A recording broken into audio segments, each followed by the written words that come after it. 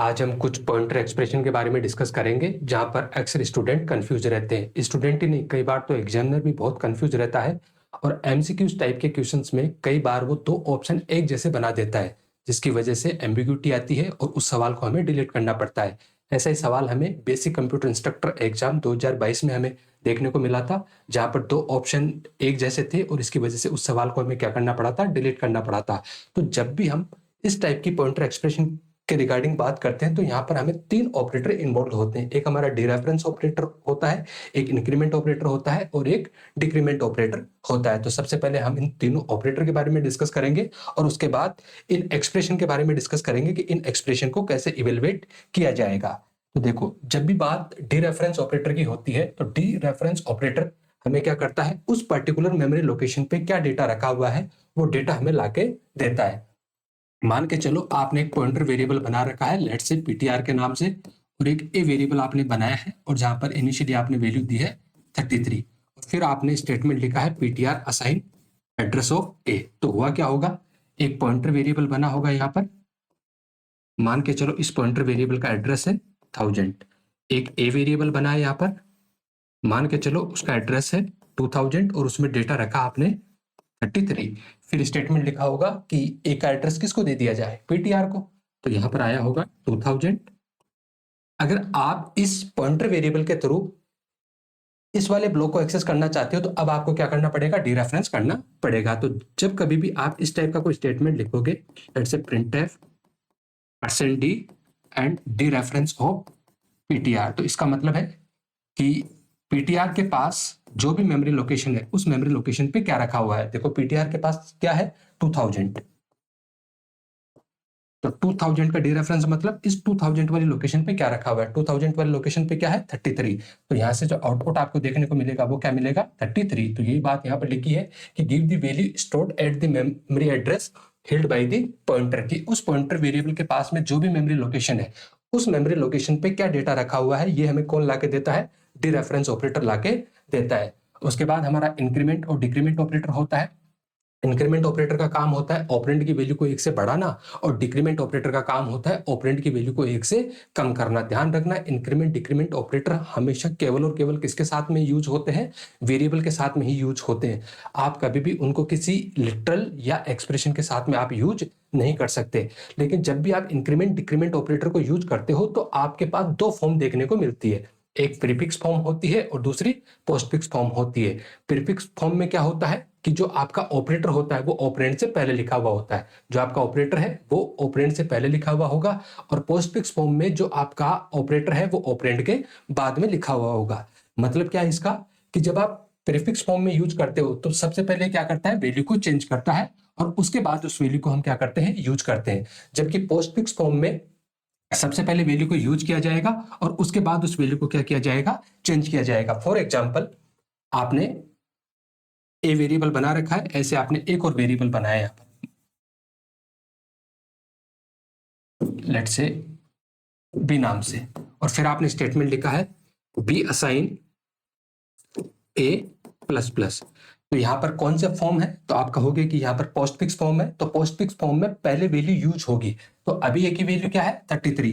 तो ये 33 किसके पास चला जाएगा, बी के पास चला जाएगा। मान के चलो ये बी वेरिएबल बना होगा, लेट्स से जो एड्रेस इज 3000।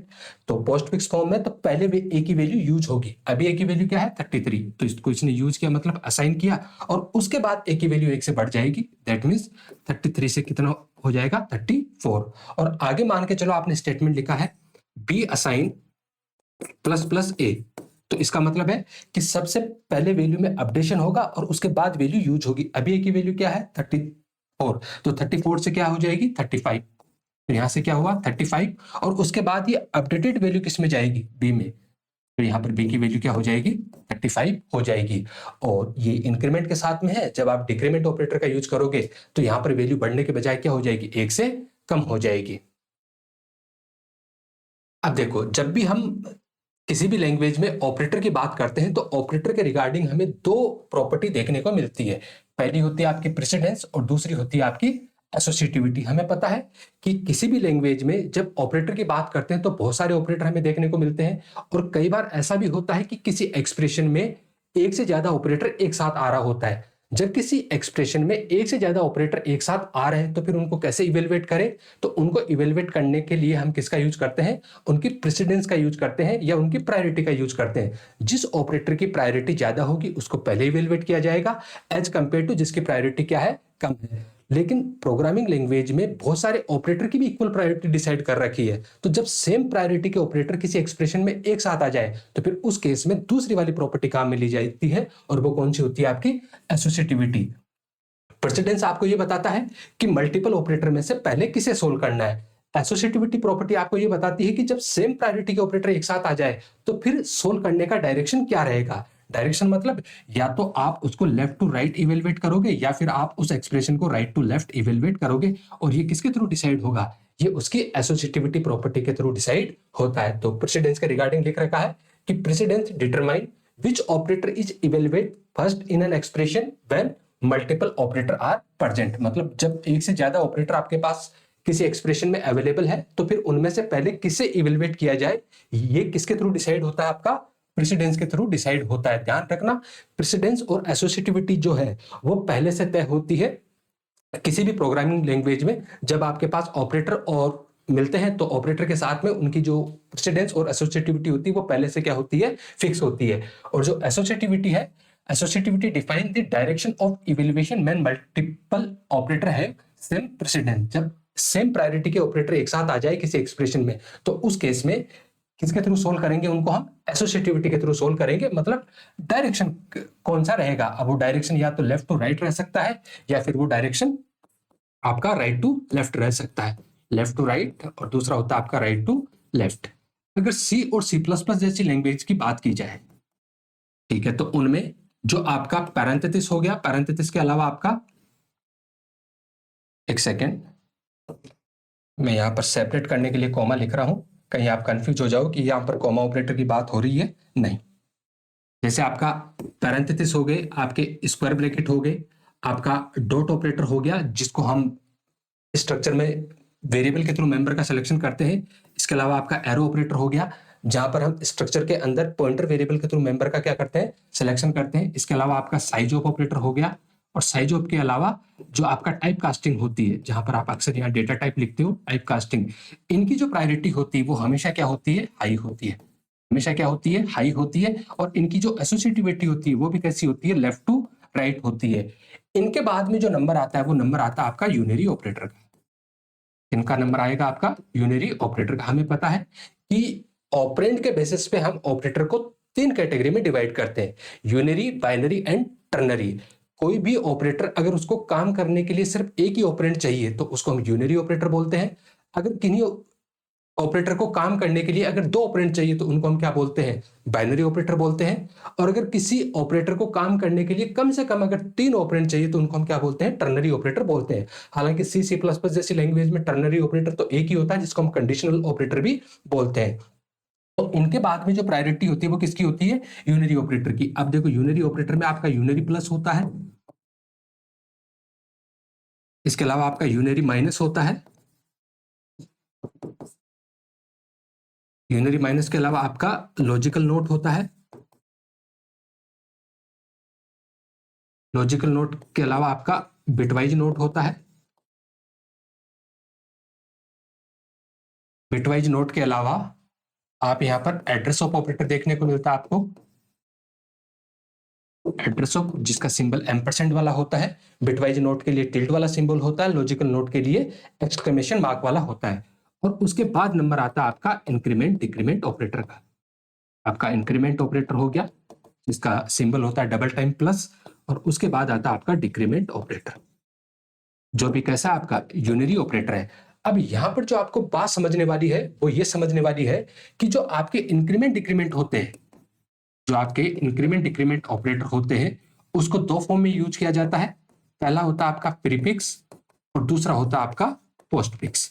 तो ध्यान रखना, इनकी प्रायोरिटी इक्वल नहीं होती है, इनकी प्रायोरिटी इक्वल नहीं होती है। जो आपका पोस्टफिक्स होता है, पोस्टफिक्स की प्रायोरिटी ज्यादा होती है किससे? As compare to prefix. या मैं यूं कहूं कि इनके बाद में नंबर किसका आता है? यूनरी ऑपरेटर का। लेकिन यूनरी ऑपरेटर में आप पोस्टफिक्स को छोड़ दीजिए। किसको छोड़ दीजिए? पोस्टफिक्स को छोड़ दीजिए। पोस्ट फिक्स की जो प्रायोरिटी होती है वो जो हायर प्रायोरिटी वाले ऑपरेटर होते हैं उन्हीं के इक्वल होती है। मतलब पोस्ट फिक्स की जो प्रायोरिटी होती है वो सेम होती है किनके, जो आपके parenthesis, square bracket, dot, arrow, इन्हीं के इक्वल होती है। और उसके बाद किसका नंबर आता है? यूनिरी ऑपरेटर का। और यूनिरी ऑपरेटर में फिर कौन से आ जाते हैं आपके? प्रीफिक्स इंक्रीमेंट और प्रीफिक्स डिक्रीमेंट भी आ जाएंगे। तो मैं आपसे ये सवाल करूं कि कहीं पर प्रीफिक्स या पोस्ट फिक्स दोनों अगर एक साथ आ रहे हैं तो पहले किसको प्रायोरिटी मिलेगी? तो आपका जवाब होगा पहले प्रायोरिटी किसको मिलेगी यहाँ पर? पोस्ट फिक्स को, क्योंकि पोस्ट फिक्स की जो प्रायोरिटी होती है वो प्रीफिक्स से ज्यादा होती है। और इसके अलावा एक आपका डी रेफरेंस भी आ जाता है। डी रेफरेंस जिसको हम एस्ट्रिक वाले सिंबल से क्या करते हैं? डिनोट करते हैं। एक चीज और ध्यान रखना, जो आपका पोस्ट फिक्स होता है, पोस्ट फिक्स की जो प्रायोरिटी एसोसिएटिविटी होती है वो लेफ्ट टू राइट होती है। कैसी होती है? लेफ्ट टू राइट होती है। मतलब जो हाई प्रायोरिटी वाले ऑपरेटर थे उनकी भी कैसी होती है? Left to right. इसके अलावा जितने भी यूनिरी ऑपरेटर है, इसके अलावा जितने भी यूनिरी ऑपरेटर है उन सब की एसोसिएटिविटी होती है राइट टू लेफ्ट। कैसी होती है? Right to left. ध्यान रखना, पोस्ट फिक्स के केस में एसोसिएटिविटी कैसे? लेफ्ट टू राइट, और इसकी प्रायोरिटी भी बाकी यूनिरी ऑपरेटर से हाई। इसके अलावा जितने भी बचे हुए यूनिरी ऑपरेटर है उन सबकी एसोसिएटिविटी कैसी होती है? फ्रॉम राइट टू लेफ्ट होती है। इसके अलावा जो आपका असाइनमेंट ऑपरेटर होता है, असाइनमेंट ऑपरेटर की एसोसिएटिविटी भी कैसी होती है? Right to left. इसके अलावा ऑलमोस्ट जितने भी आपके पास ऑपरेटर है वो सब कैसे होते हैं? लेफ्ट टू राइट इवेलुएट होते हैं। तो उम्मीद करता हूं यहां तक की बात आपको समझ में आ गई होगी, क्योंकि अब हमें एक्सप्रेशन में एक तो डी रेफरेंस देखने को मिलेगा, इसके अलावा प्रीफिक्स इंक्रीमेंट या डिक्रीमेंट होगा, या फिर पोस्ट फिक्स इंक्रीमेंट या डिक्रीमेंट होगा। तो हमें पता है कि प्रीफिक्स इंक्रीमेंट डिक्रीमेंट और डी रेफरेंस की प्रायोरिटी इक्वल होगी, जबकि पोस्ट फिक्स इंक्रीमेंट डिक्रीमेंट की प्रायोरिटी इन दोनों से क्या होगी? ज्यादा होगी। आगे बढ़ते हैं। ये बात यहां पर लिखी हुई है कि जो आपका पोस्ट फिक्स इंक्रीमेंट और पोस्ट फिक्स डिक्रीमेंट ऑपरेटर है उसकी जो प्रायोरिटी होती है वो 1 नंबर पे होती है, और इसकी जो एसोसिएटिविटी होगी वो कैसी होगी? From left to right. इसके अलावा जो आपका प्रीफिक्स इंक्रीमेंट डिक्रीमेंट है और डी रेफरेंस ऑपरेटर है, इनकी जो प्रायोरिटी है वो कैसी है? इक्वल है। मतलब दोनों किस नंबर पे आ रहे हैं? 2 नंबर पे आ रहे हैं। और इनकी जो एसोसिएटिविटी है वो कैसी है? राइट टू लेफ्ट है। और अभी अभी हमने डिस्कस किया था कि आप पोस्ट फिक्स इंक्रीमेंट और डिक्रीमेंट को छोड़ दीजिए, इसके अलावा जितने भी यूनिरी ऑपरेटर है उन सबकी एसोसिएटिविटी कैसी होती है? राइट टू लेफ्ट ही होती है। और यूनिरी ऑपरेटर के अलावा आपका असाइनमेंट ऑपरेटर और कंपाउंड असाइनमेंट ऑपरेटर, उनकी एसोसिएटिविटी भी कैसी होगी? फ्रॉम राइट टू लेफ्ट होगी। अब एक एक्सप्रेशन लिखी हुई है हमारे पास, dereference PTR plus plus. Expression क्या है? Dereference PTR plus plus. अब यहां पर कितने ऑपरेटर इन्वॉल्व है? तो आप बोलोगे 2 ऑपरेटर इन्वॉल्व है। पहला कौन सा? D reference.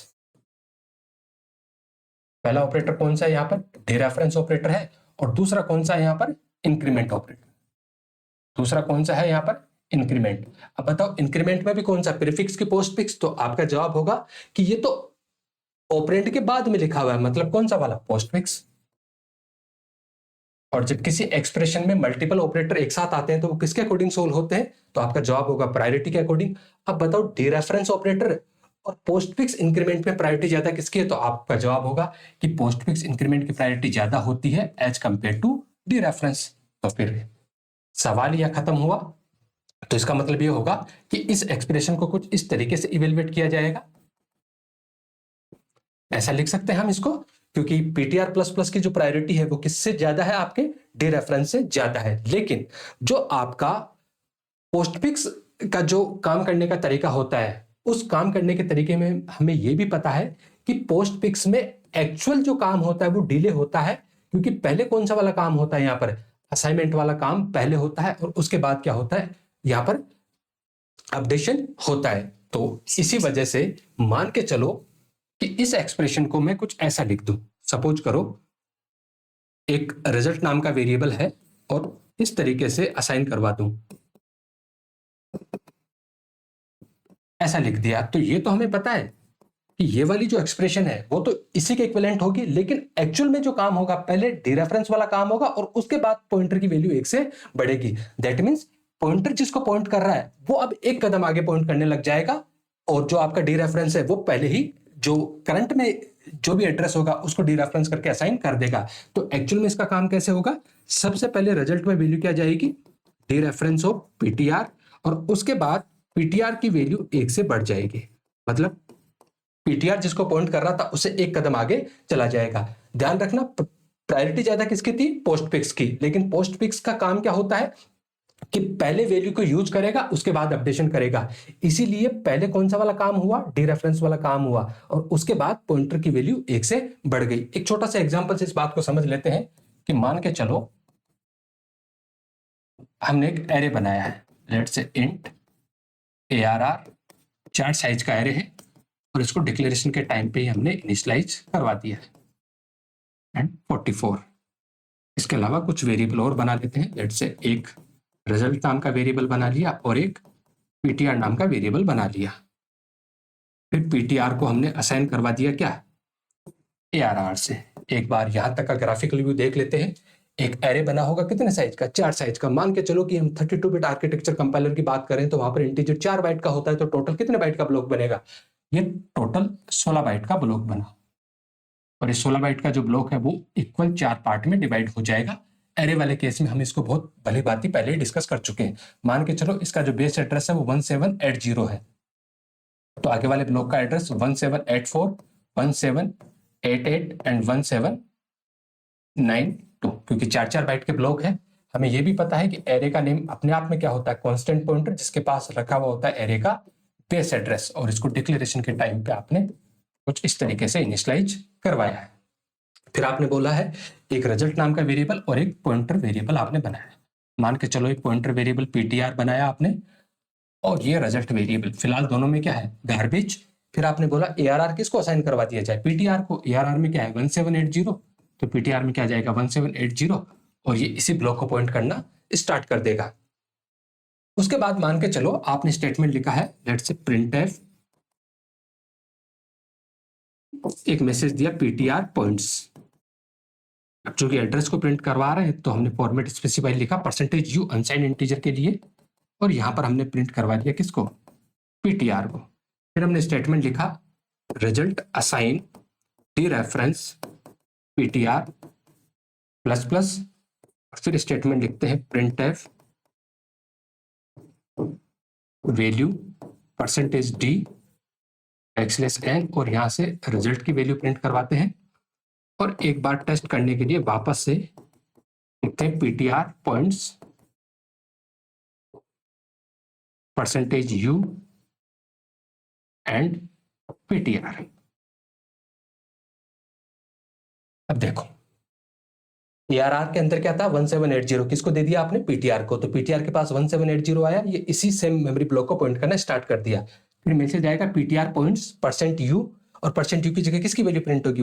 PTR की वैल्यू प्रिंट होगी। तो बताओ PTR में क्या रखा हुआ है? तो PTR में रखा हुआ 1780, तो यहां से क्या प्रिंट हो जाएगा? 1780।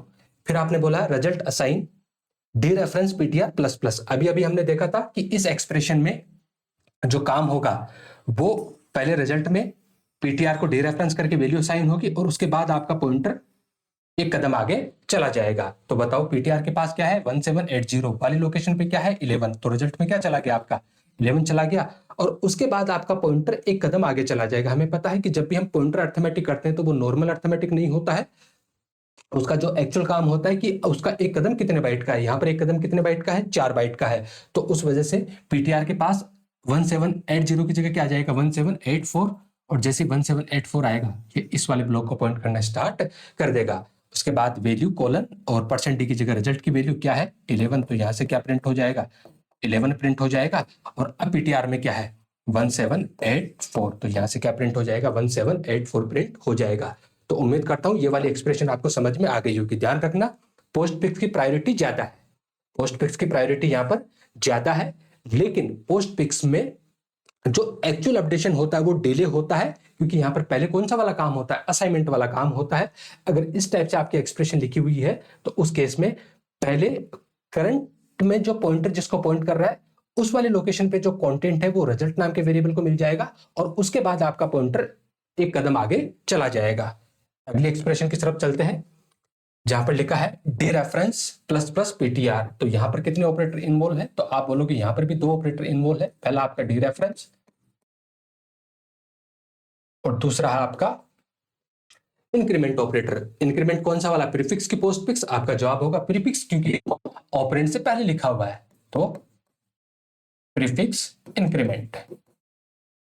अब हमें पता है कि जो आपका डी रेफरेंस और जो प्रीफिक्स इंक्रीमेंट है ये कैसे इक्वल प्रायोरिटी के हैं, कैसे इक्वल, और जब इक्वल प्रायोरिटी के ऑपरेटर एक साथ आते हैं तो कौन सी प्रॉपर्टी, एसोसिएटिविटी, और इनकी एसोसिएटिविटी होती है फ्रॉम राइट टू लेफ्ट। कैसे होगी, राइट टू लेफ्ट इनकी एसोसिएटिविटी होगी।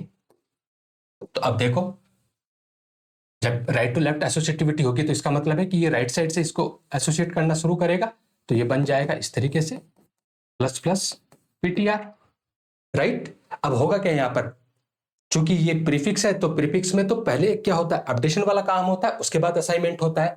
तो मान के चलो इस एक्सप्रेशन को ऐसा लिखा हुआ होता है, result assign D reference plus plus PTR. तो हमें पता है कि पहले पॉइंटर एक कदम आगे जाएगा और उसके बाद कौन सा वाला, डी रेफरेंस वाला काम होगा। तो ये जो स्टेटमेंट है वो किसके इक्विवेलेंट हो जाएगा, सबसे पहले पॉइंटर की वैल्यू 1 से बढ़ेगी, दैट मींस पीटीआर प्लस 1, और उसके बाद रिजल्ट में क्या आ जाएगा, डी रेफरेंस ऑफ पीटीआर। उम्मीद है बात समझ में आ गई होगी। क्योंकि इक्वल प्रायोरिटी है तो राइट टू लेफ्ट एसोसिएट होंगे, तो सबसे पहले ये किसके साथ एसोसिएट हो जाएगा, प्लस प्लस के साथ एसोसिएट हो जाएगा। उसके बाद क्या करना है, आपको डी रेफरेंस करना है। चूंकि प्रीफिक्स है तो प्रीफिक्स में पहले क्या होता है, अपडेशन वाला काम होता है, और उसके बाद क्या होता है, एक्चुअल असाइनमेंट होता है। तो यहाँ पर पॉइंटर जिस भी मेमोरी लोकेशन को पॉइंट कर रहा था उसके जस्ट आगे वाली मेमोरी लोकेशन को पॉइंट करना स्टार्ट कर देगा, और उसके बाद उस आगे वाली मेमोरी लोकेशन पे जो कंटेंट होगा वो किसको मिल जाएगा, रिजल्ट नाम के वेरिएबल को मिल जाएगा। अगर हम पुराने वाले एग्जांपल की बात करें तो मान के चलो ये मेन फंक्शन है, और यहां पर वो सेम एरे हम बना लेते हैं 4 11 22 33 44। इसके अलावा हम दो पॉइंटर और बना, सॉरी एक पॉइंटर हमने बनाया पीटीआर, और एक रिजल्ट नाम का वेरिएबल, ऑर्डिनरी वेरिएबल बना लिया। फिर स्टेटमेंट लिखते हैं PTR assign ARR printf ptr points percentage u backslash n and ptr। फिर ये स्टेट एक्सप्रेशन हम लिखते हैं result assign D reference plus plus ptr, और उसके बाद फिर इन दोनों की वैल्यू को प्रिंट करवा लेते हैं, printf value colon percent D backslash n and result, और उसके बाद printf पीटीआर, ये मैसेज दे दिया PTR points percentage U backslash N and PTR. अब देखो वही सेम सिनेरियो बना होगा,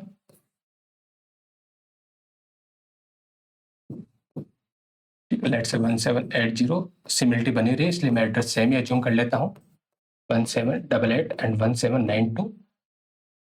ARR जिसके पास आ गया होगा 1780, उसके बाद आपका है पीटीआर, और पीटीआर में भी आ गया होगा 1780 11 22 33 and 44।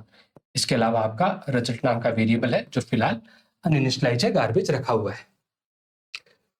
PTR point percent you की जगह पीटीआर की वैल्यू क्या प्रिंट होगी 1780, तो यहां से क्या प्रिंट हुआ 1780। उसके बाद आपने बोला result assign D reference plus plus PTR. अभी अभी हमें पता है कि पहले पॉइंटर एक कदम आगे जाएगा, तो अभी पीटीआर के पास क्या है 1780, एक कदम आगे मतलब 1784, तो यहाँ पर आ जाएगा 1784, ये इसको पॉइंट करना स्टार्ट कर देगा। और उसके बाद क्या होगा, पीटीआर को डी रेफरेंस करके रिजल्ट में असाइन करवा दिया जाएगा। तो बताओ पीटीआर के पास क्या है 1784 वाली लोकेशन पे क्या है 22, तो रिजल्ट में क्या आ जाएगा यहाँ पर 22 आ जाएगा।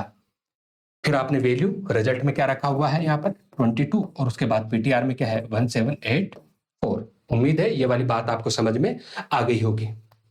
अगली एक्सप्रेशन की तरफ चलते हैं। अगली एक्सप्रेशन है plus plus dereference PTR. Okay, कितने ऑपरेटर इन्वॉल्व है, तो आप बोलोगे दो ऑपरेटर इन्वॉल्व है। पहला आपका प्रीफिक्स इंक्रीमेंट, कौन सा वाला है आपका प्रीफिक्स इंक्रीमेंट, और दूसरा आपका डी रेफरेंस।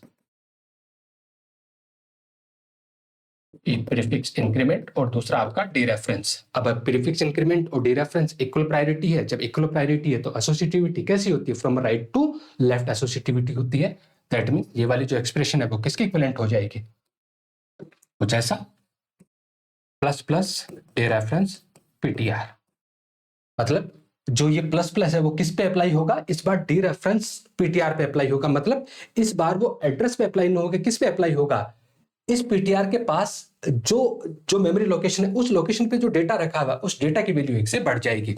मान के चलो अगर ये असाइनमेंट के साथ में हो कुछ ऐसा पीटीआर, तो ये वाली एक्सप्रेशन कैसे सोल्व होगी, सबसे पहले यहां पर D reference of PTR evaluate होगा, लेकिन चूंकि ये कौन सा वाला आपका प्रीफिक्स है तो प्रीफिक्स में पहले वैल्यू 1 से बढ़ जाएगी, तो ये हो जाएगा dereference of PTR assign dereference of PTR plus 1, और उसके बाद रिजल्ट में क्या आ जाएगा, डी रेफरेंस ऑफ पीटीआर। उम्मीद है थोड़ा सा कंफ्यूजिंग लग रहा होगा, लेकिन देखो यहां पर इस बार जो इंक्रीमेंट ऑपरेटर है वो किस पे अप्लाई होगा, डी रेफरेंस ऑफ पीटीआर पे।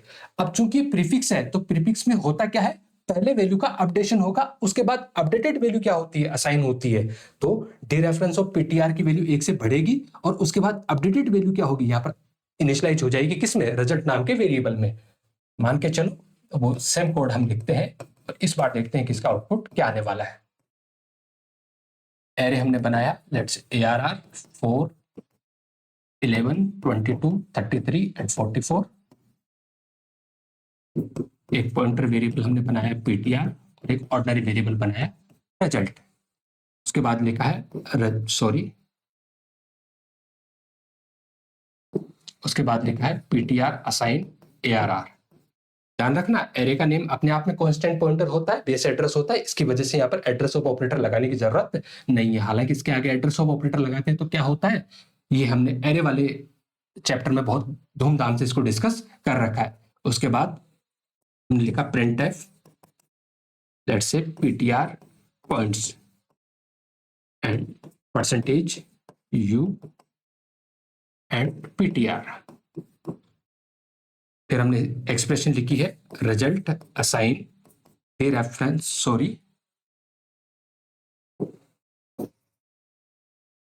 एक्सप्रेशन लिखी है plus plus D reference ptr, और फिर printf value colon %d \n and result. और एक बार पॉइंटर को भी चेक कर लेते हैं, printf ptr points %u and ptr। वही यहां पर है, एरे बना होगा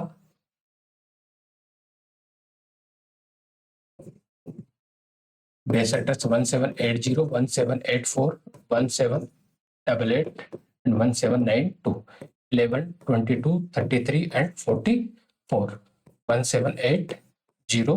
यहाँ पर ये पॉइंटर बना पीटीआर, उसके पास में भी क्या आ जाएगा 1780। मतलब यहाँ तक का काम हो चुका है।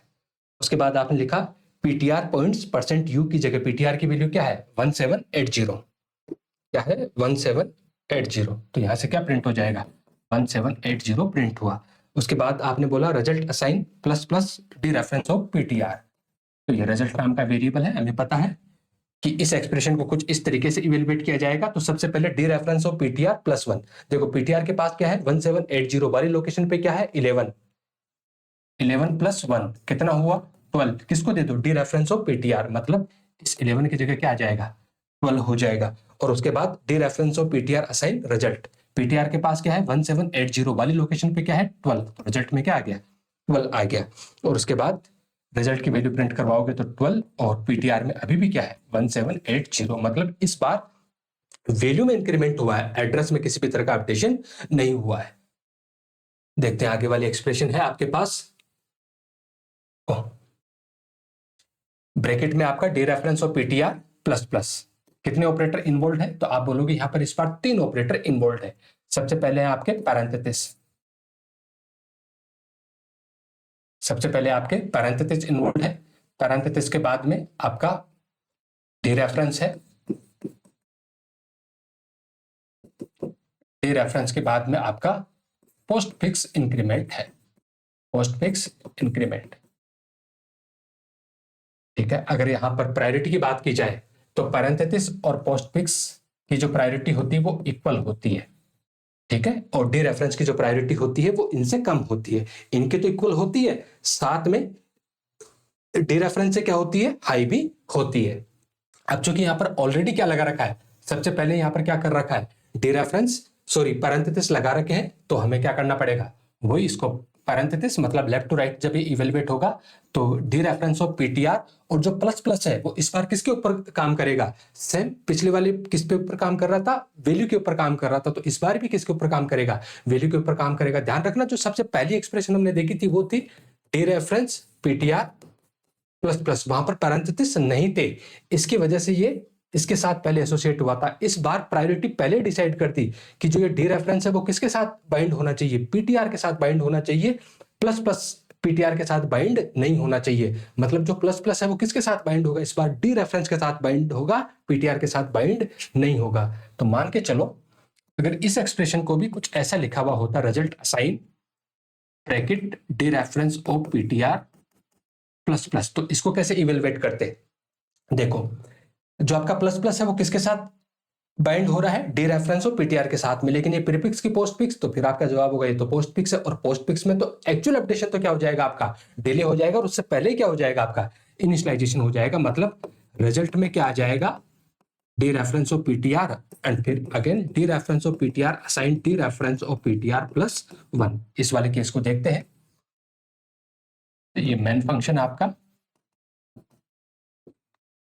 वो सेम एरे हम यहाँ पर बना लेते हैं, ARR 4 11 22 33 एंड 44। फिर यहाँ पर एक पॉइंटर वेरिएबल बना लिया पीटीआर और एक ऑर्डिनरी वेरिएबल रिजल्ट। एक बार हम पॉइंटर की वैल्यू को प्रिंट करवा लेते हैं, तो पीटीआर पॉइंट्स, ओ सॉरी पहले इनिशियलाइज तो करवाया नहीं इसको, तो यहाँ पर हम बोलेंगे PTR assign ARR, then printf ptr points %u \n and ptr। फिर इस एक्सप्रेशन लिखते हैं result assign bracket D reference ptr plus plus, और फिर एक बार दोनों की वैल्यू को प्रिंट करवा लेते हैं, printf value $d \n and यहाँ से रिजल्ट की वैल्यू प्रिंट करवा लेते हैं, और फिर एक बार देख लेते हैं कि क्या पॉइंटर में किसी भी तरह का चेंजेस हुआ है क्या, PTR points %u and PTR, और किसी स्टेटमेंट की जरूरत होगी तो फिर लिख लेंगे। तो सेम केस है आपका, ये एरे बना 16 बाइट का ब्लॉक 4 इक्वल पार्ट में डिवाइड,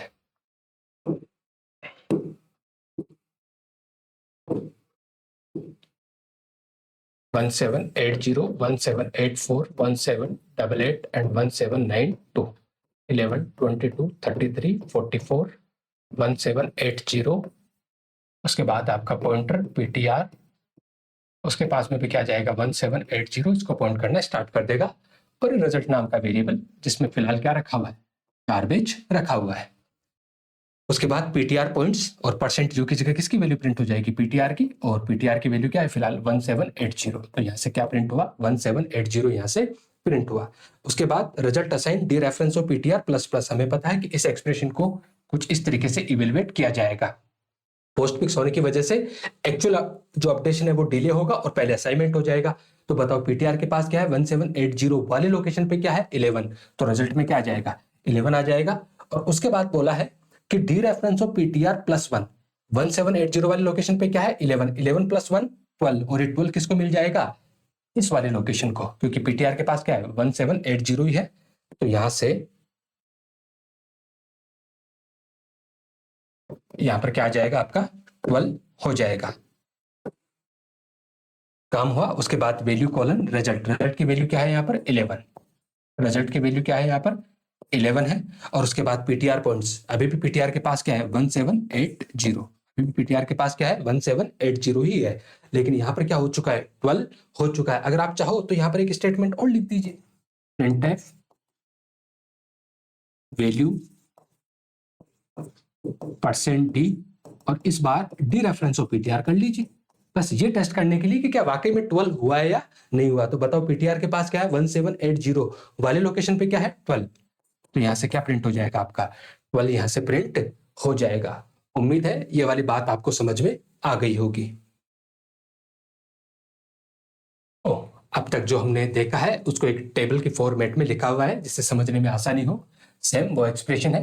हमने देखा था कि इस एक्सप्रेशन में जो आपका करंट पॉइंटर है, करंट पॉइंटर से पहले क्या हो जाता है, डी रेफरेंस हो जाता है और उसके बाद आपका पॉइंटर एक कदम आगे चला जाएगा। तो D reference using current pointer, मतलब अभी फिलहाल जिसको पॉइंट कर रहा है उससे डी रेफरेंस हो जाएगा और उसके बाद आपका पॉइंटर इंक्रीमेंट होता है, मतलब एक कदम आगे चला जाता है। और ये हमने देख लिया था कि इस एक्सप्रेशन को इवेल्युएट करने का ये तरीका होता है।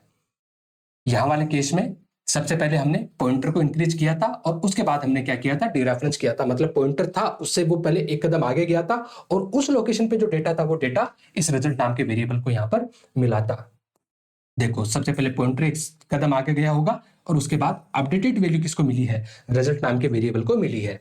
इस वाले एक्सप्रेशन में हमने देखा था कि increment the value pointed by the pointer then use it. Yes, सबसे पहले हमने डी रेफरेंस पीटीआर की वैल्यू को 1 से बढ़ाया था, मतलब पॉइंटर के पास जो भी मेमोरी लोकेशन है उस मेमोरी लोकेशन पे जो भी कंटेंट है वो कंटेंट 1 से बढ़ाता, वो कंटेंट 1 से बढ़ाता और उसके बाद बढ़ा हुआ कंटेंट किसको मिला था, रिजल्ट नाम के वेरिएबल को मिला था।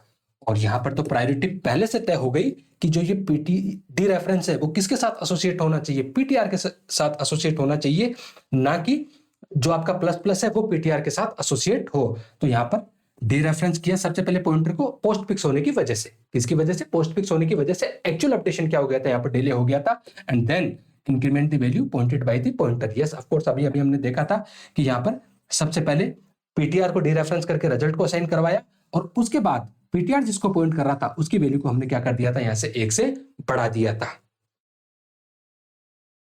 यस, कुछ सवाल भी यहां पर हम देख लेते हैं। ठीक है, ये जो कंसेप्ट अभी अभी हमने पढ़ा है तो एक बार देख लेते हैं कि क्या वाकई में कुछ सवाल अभी हमसे बन पा रहे हैं या नहीं बन पा रहे हैं। सवाल है कि the PTR data is a pointed to data type. ये जो पीटीआर डाटा है, ठीक है, ये जो वेरिएबल बना हुआ होगा ये कोई पॉइंटेड टू डेटा टाइप है। हम इस बात में इंटरेस्टेड नहीं है कि वो किस टाइप के पॉइंटर है, ठीक है, वो किस टाइप के मेमोरी ब्लॉक को पॉइंट कर रहा है, लेकिन पीटीआर डाटा आपका क्या है, एक पॉइंटर वेरिएबल है। The expression dereference ptr data plus plus, the expression dereference ptr data plus plus is evaluated as, इसने बोला है कि C++ के अकॉर्डिंग काम करना, C और C++ पे कोई फर्क नहीं है, इस टाइप के एक्सप्रेशन को लेकर दोनों में सेम तरीके से इवेलुएट होती है। और ये बेसिक कंप्यूटर इंस्ट्रक्टर 2022 में जो पेपर हुआ था उस पेपर में सवाल को पूछा गया था। तो हमें पता है एक्सप्रेशन क्या गिवन है हमारे पास, dereference ptr data plus plus।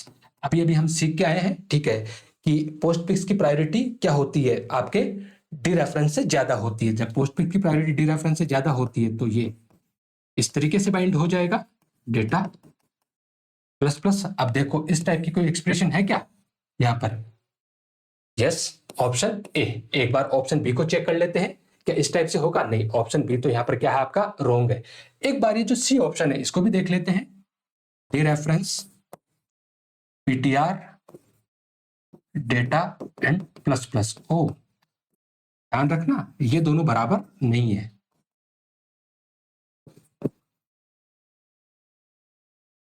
ठीक है, ये दोनों इक्वल नहीं है। यहां पर जो पैरेंथेसिस लगे हुए हैं वो किसके लगे हुए हैं, पीटीआर डेटा, सिर्फ इस वेरिएबल के ही पैरेंथेसिस है और यहां पर जो पैरेंथेसिस है वो किसके साथ में है, डी रेफरेंस के साथ में है। तो यहां पर जो पैरेंथेसिस आपने लगाया है, ठीक है, इस पैरेंथेसिस का कोई रोल एक्चुअल में है ही नहीं, ठीक है। अरे भैया, अगर आप इस एस्ट्रिक को साथ में करते, पैरेंथेसिस लगाते, तब तो आप ये कहते कि ये पीटीआर डेटा किसके साथ एसोसिएट करवाना चाहते हैं, हम एस्ट्रिक के साथ एसोसिएट करवाना चाहते हैं। लेकिन आपने तो सिंपल जो आपका वेरिएबल था यहां पैरेंथेसिस लगाए तो जस्ट इग्नोर, और ये एक्सप्रेशन कैसी बन जाएगी, D reference PTR data plus plus, ठीक है। दैट मीन्स ये वाली जो एक्सप्रेशन है वो वाली एक्सप्रेशन तो किसके इक्विवेलेंट हो गई, जो आपकी एक्चुअल एक्सप्रेशन थी उसी के इक्विवेलेंट तो हो गई, दोनों में कोई फर्क ही नहीं रहा। मतलब ये इसके इक्विवेलेंट तो है ही है, इसमें तो कोई दोहरा ही नहीं है, ठीक है, लेकिन उसको इवेलुएट करने का तरीका क्या है, इस तरीके से इवेलुएट करने का ये तरीका है। मतलब यहाँ पर एक से ज्यादा ऑप्शन क्या हो रहे हैं, करेक्ट हो रहे हैं, और जब एक से ज्यादा ऑप्शन यहाँ पर करेक्ट हो रहे हैं तो ऐसा कोई ऑप्शन में भी नहीं है कि बोथ ए एंड सी। तो इसी वजह से ये सवाल क्या हुआ था, मेन एग्जाम में डिलीट हुआ था। क्या हुआ था, मैंने एग्जाम में सवाल को डिलीट किया था, मतलब शायद एग्जामिनर नहीं चाह रहा होगा, ठीक है, लेकिन अब गलती हो गई। आगे सवाल है कि विच एक्सप्रेशन इंक्रीमेंट पॉइंटर फर्स्ट, इनमें से ऐसी कौन सी एक्सप्रेशन है जो पॉइंटर को पहले क्या करेगी, इंक्रीमेंट करेगी। क्या ये वाली एक्सप्रेशन पॉइंटर को पहले इंक्रीमेंट करेगी? नहीं, यहां से तो पहले डी रेफरेंस होगा, उसके बाद क्या होगा, इंक्रीमेंट होगा। क्या ये वाली एक्सप्रेशन करेगी बी? यहां पर किसको पूछा है, पॉइंटर को इंक्रीमेंट। नहीं, यहां से तो क्या किया जाएगा, वैल्यू को इंक्रीमेंट किया जाएगा। ठीक है, क्या ये पॉइंटर को इंक्रीमेंट करेगा? यस, यहां पर पहले पॉइंटर इंक्रीज होगा, उसके बाद क्या होगा, डी रेफरेंस होगा। Yes, option C is correct answer. अगला जो सवाल है, द एक्सप्रेशन, वो अगेन ब्रैकेट में dereference PTR plus plus means increment pointer. क्या ये पॉइंटर को इंक्रीज करेगा? नहीं, ये पॉइंटर को तो इंक्रीज नहीं करेगा, क्योंकि ये जो एक्सप्रेशन है पीटीआर प्लस प्लस, इसके बारे में तो अभी अभी हम पढ़ के आए हैं। ठीक है, कि ये पहले तो क्या करेगी, वैल्यू को यूज करेगी। पहले तो वैल्यू को यूज करेगी और यूज करने के बाद ये इस तरीके से होगा, मतलब पॉइंटर जिस मेमोरी लोकेशन को पॉइंट कर रहा है उस मेमोरी लोकेशन में रखा हुआ कंटेंट एक से क्या होगा, बढ़ जाएगा। इंक्रीमेंट वैल्यू बिफोर यूज, क्या यूज करने से पहले वैल्यू को इंक्रीज कर रहा है? नहीं, ये वाला काम भी नहीं हो रहा। Increment value after use, yes, पहले इसने यूज किया था और उसके बाद उसकी वैल्यू क्या कर रहा है, एक से बढ़ा रहा है। Option C is correct answer. What happen in plus plus dereference PTR, इसमें क्या होगा? तो अभी अभी हमें पता है कि ये कुछ इस तरीके से इवेल्युएट होगा। ऑप्शन देखते हैं। पॉइंटर इंक्रीमेंट, क्या पॉइंटर इंक्रीमेंट होगा? नहीं, पॉइंटर तो यहाँ पर इंक्रीमेंट नहीं होगा, क्योंकि D reference PTR plus plus तो इसकी प्रायोरिटी ज्यादा है, तो ये कैसे होगा, dereference PTR assign dereference PTR plus 1। ठीक है, जिस मेमोरी लोकेशन को पॉइंट कर रहा है, ठीक है, उस मेमोरी लोकेशन पर रखा हुआ कंटेंट क्या होगा, यहां से एक से बढ़ जाएगा। वैल्यू इंक्रीमेंट, हाँ वैल्यू यहाँ पर इंक्रीमेंट हो रही है, बहुत increment, no and nothing happen. क्यों नहीं होगा, यहाँ पर वैल्यू क्या होगी, एक से बढ़ जाएगी, लेकिन पॉइंटर में किसी भी तरह का यहाँ पर अपडेशन नहीं होगा। ठीक है, अंत तक रुके, उसके लिए धन्यवाद आपका। फिर भी कोई शिकायत सुझाव हो, कोई सवाल हो तो आप कमेंट बॉक्स की तरफ जरूर जाइए। धन्यवाद।